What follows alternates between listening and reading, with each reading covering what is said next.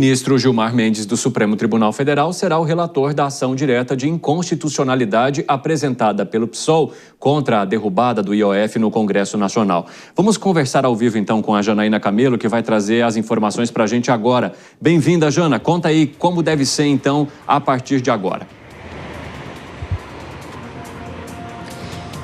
Olha só, Evandro, boa noite a você, boa noite a todos. Pois é, depois que foi acionado, o STF vai novamente, decidir como vai proceder sobre mais um caso aí envolvendo acusações de usurpação de atribuição entre poderes, entre ali o Congresso e o Palácio do Planalto.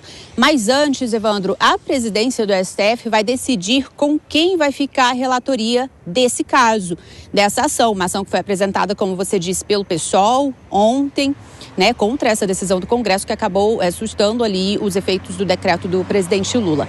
Por quê? Porque ontem esse caso acabou sendo distribuído para o ministro Gilmar Mendes, por sorteio. Só que ontem à noite, um despacho dele para a presidência do STF, pediu que seja redistribuído, essa relatoria seja escolhida novamente. E citou ali o ministro Alexandre de Moraes, dizendo que ele já é relator de uma ação que trata do mesmo tema. A ação, no caso, é uma que foi apresentada pelo PL contra o decreto do presidente Lula. Então, o ministro Gilmar Mendes, nesse pedido ao STF, diz que há um risco aí de haver decisões conflitantes sobre o mesmo tema. Então, faz esse pedido. Antes do PSOL entrar com essa ação, o governo federal já tinha decidido judicializar esse tema no STF, Só que agora, a Advocacia Geral da União já disse que está analisando a necessidade, se ainda há essa necessidade. Lembrando que na terça-feira o Supremo entra de recesso. Quem assume ali a presidência de plantão é o ministro Edson Fachin. O ministro Alexandre de Moraes, que pode pegar esse caso, embora o recesso, ele disse que vai continuar despachando em razão ali das ações penais sobre o caso da tentativa de golpe. Agora, lembrando também que nessa semana o ministro Gilmar Mendes, por exemplo, e outros ministros da corte, incluindo o Moraes, vão embarcar em Portugal, Evandro, para o Fórum de Lisboa, a 8ª edição, que participam ali várias autoridades brasileiras, por exemplo. E o ministro Gilmar Mendes, ele disse nesse despacho ontem, pedindo essa redistribuição dessa ação, dessa relatoria, ele disse o seguinte, que é necessário ali analisar os conteúdos do decreto do presidente Lula para saber se realmente o Congresso atuou dentro dos limites constitucionais quando decidiu ali sustar esse decreto.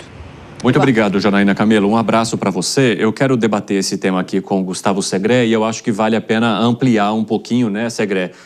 Cabe um debate maior nesse tema diante de toda a escalada na tensão que ele provocou. Primeiro, eu gostaria de te perguntar se, no teu ponto de vista, faltam critérios técnicos para que o Congresso, ou faltavam critérios técnicos para que o Congresso tomasse esta decisão, porque essa foi a alegação principal do PSOL que recorreu ao Supremo Tribunal Federal.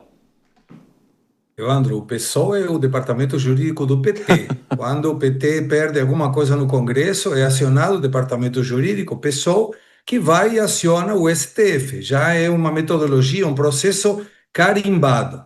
O artigo 49 da Constituição Federal, no inciso 5º, determina questões vinculadas precisamente a esse processo. E o artigo 153, também inciso 5º, prevalece precisamente também a metodologia que o Congresso pode para determinar essas situações.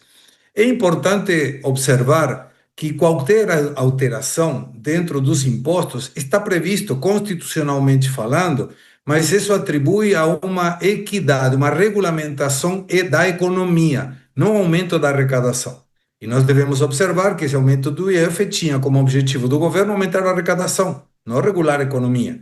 Então, a base do decreto presidencial é a inconstitucional, não o PDL do Congresso, que está previsto na Constituição. De fato, em 1992, e é um instrumento pouco utilizado, foi utilizado pelo Congresso para derrubar um decreto presidencial do então presidente Fernando Collor de Mello, que tinha previsto uma questão vinculada com precatórios. E naquele momento foi derrubado. E não teve nenhuma inconstitucionalidade, porque é constitucional que o Congresso faça isso.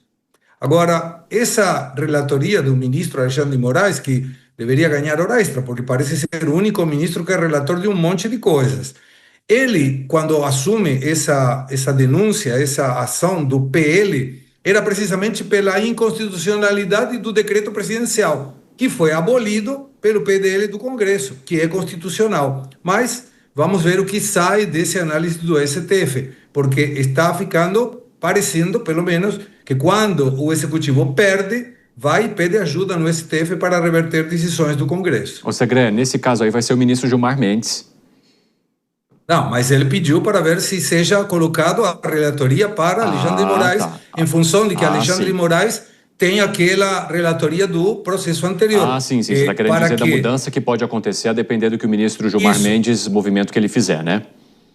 Exatamente. Se fica com Gilmar Mendes, com o ministro Gilmar Mendes, perfeito. Mas o ministro Gilmar Mendes propõe que seja o ministro relator Alexandre de Moraes, porque o ministro Alexandre de Moraes já tem a relatoria do processo do PL contra o projeto decreto presidencial, que já foi abolido, ou seja, não teria nenhum sentido o ministro Alexandre de Moraes continuar com uma relatoria de um decreto presidencial que não existe mais, o Congresso derrubou. Agora, Segré, olhando pelo aspecto político, vários líderes do Centrão, que foram bastante questionados diante dessa decisão de Hugo Mota de colocar na pauta e numa aprovação assim acachapante, mencionaram que o governo, ao fazer esse movimento de buscar ajuda lá no Supremo Tribunal Federal, estaria judicializando algo que é uma questão política, que seria uma crise política.